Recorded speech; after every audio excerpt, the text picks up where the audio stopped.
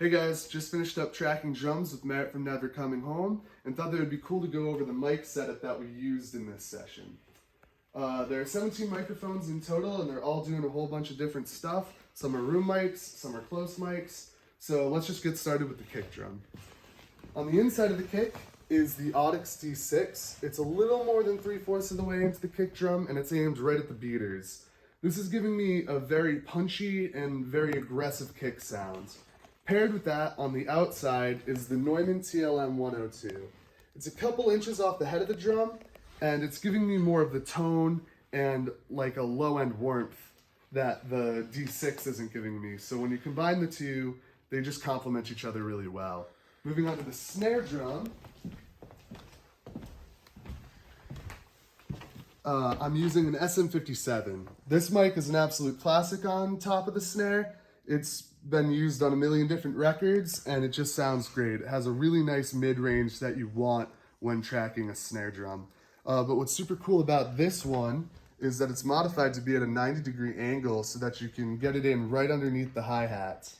Now, why you would want that is it gives a lot of rejection to these hats, so you're getting a nice isolated snare capture. On the bottom, I'm using my favorite snare bottom mic, the Sennheiser 441. This also gives you a really nice and isolated sound, and I just love the way that the wires sound on this mic. There's just something special about combining the 57 and the 441 to me. We also tried a side snare mic in the Neumann U87, set up to be in a figure 8 polar pattern. This ended up capturing a whole lot more than just the side of the snare, and ended up capturing the whole kit. It sounds pretty cool, and I might end up using it as more of a kit mic, more of a compressed mic to just glue the kit together and have it working as like one unit.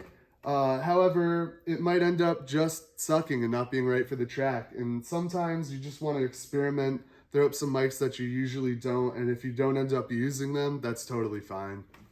Moving on to the toms, we have Sennheiser 421s. These are mics that I don't really have to think about putting up.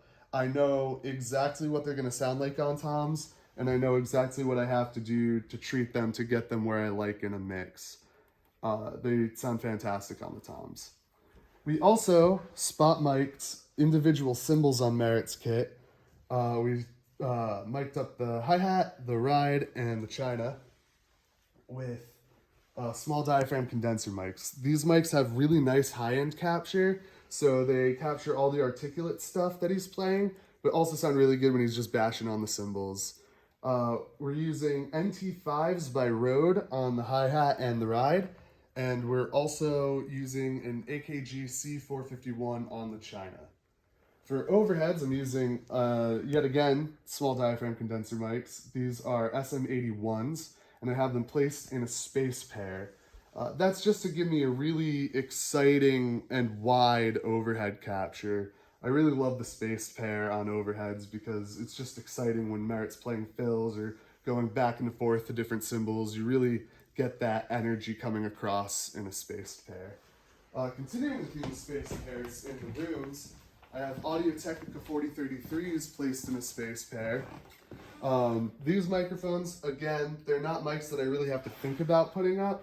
I've used them a whole bunch of times before on capturing the kit, and I always love how they sound. I have these placed about level with the drum shells, and this gives me a more balanced capture of the room than if I had them up high where they're getting more cymbals than drums. And for a room mic, I really like getting more drums than cymbals. It's placed in a space pair because, again, I really love that wide and exciting energy that a space pair brings. Moving over to a mono room mic that we have set up, we have the Soundelux U195. I love how this mic sounds. It has a very rolled off top and a very robust low end. And it actually has a switch on it called Fat Mode that boosts the low end even more. And to accentuate that low end boost, I found a corner of the room where there's just a lot of low-end energy building up, and I just placed the mic there.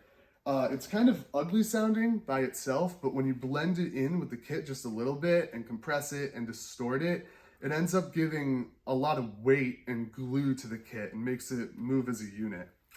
Finally, we have the chamber. And as you can tell, just from the sound of my voice, this is a very lively, bright, reflective room. And when drums are being played, it sounds absolutely explosive in here. So I always like to get a stereo capture of this room. And for that, I have C414s by AKG set up in a Blumline pair. These mics don't have an overly harsh top end, and that's really important when you're capturing a room that's this reflective.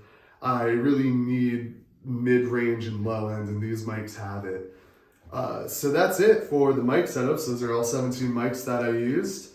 But you can set up the best mic setup in the whole world, and without a good drummer, good sounding drums, and good songs, it's not going to give you what you want. And luckily I had all three of them, with Merritt being a great drummer, the SJC kit being a fantastic kit, and Never Coming Home writing really good songs. So Merritt is actually doing a breakdown of the kit on Never Coming Home's Instagram page. So make sure you check that out. I'll put a link to their Instagram in the description of the video. Hell yeah, catch you later.